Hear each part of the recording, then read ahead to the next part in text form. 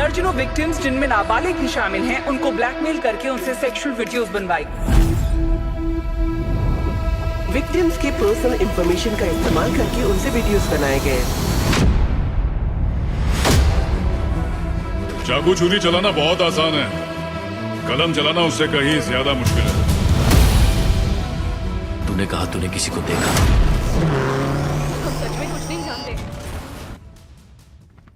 पागल खाना कोई घूमने की जगह तो नहीं है, मगर कभी कभी राइटर्स या जर्नलिस्ट कुछ सवाल पूछने, कुछ कहानियां जानने वहां चले जाते हैं।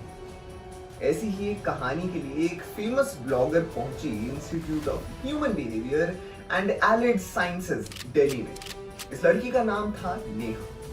नेहा एक साइकोलॉजी स्टूडेंट थी जो ह्यूमन इमोशंस का लेवल समझना चाहती थी, और एक मेंटल असाइलम से बेहतर जगह तो कोई हो ही नहीं सकती। इसलिए इसी के लिए उसने खास परमिशन लेकर पूरा एक दिन यहाँ ऑब्जर्वेशन करने का डिसीजन लिया। वो किसी भी पेशेंट से बात नहीं करने वाली थी, बस उन्हें देखना चाहती थी और समझना चाहती थी। ऐसे में एक केस था अमित का। अमित एक शांत रहने वाला मिडिल एज्ड आदमी था। उसे इस असाइलम में 2 साल हो गए थे और डॉक्टर के हिसाब से वो 2 साल पहले जैसा था आज भी बिल्कुल वैसा ही है। चुपचाप रहना, किसी से बात ना करना और सबसे बड़ी बात किसी को भी ना देखना, ऐसा था अमित। वो किसी भी एक्टिविटी में पार्ट नहीं लेता था और ना ही अपने दिल की बात किसी को बताता था।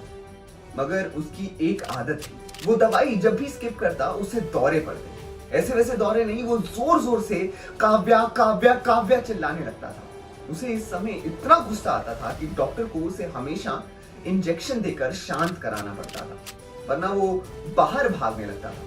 डॉक्टर ने नेहा को बताया कि 1 या 2 बार अमित भाग कर बाहर गार्डन में जाकर ही बैठा है।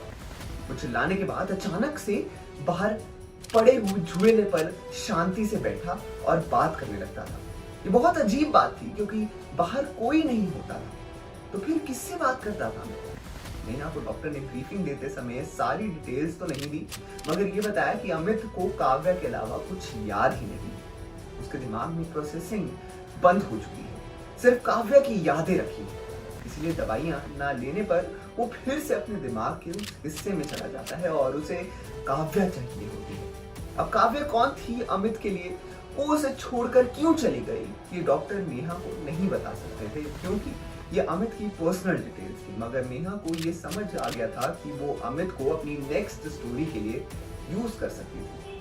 बस इसके बाद बिना कुछ ज्यादा सवाल किए नेहा वहां से अलविदा लेती है और अमित की कहानी की स्क्रिप्ट लिखना शुरू करती है। अब बलवान 2 में अरुण का किरदार भी हमें कुछ ऐसा ही देखने को मिल सकता है। आपके क्या विचार हैं, हमें कमेंट सेक्शन में अपनी राय जरूर बताएं और देखते रहिए हमारा चैनल पॉलीग्राफ स्टूडियोज।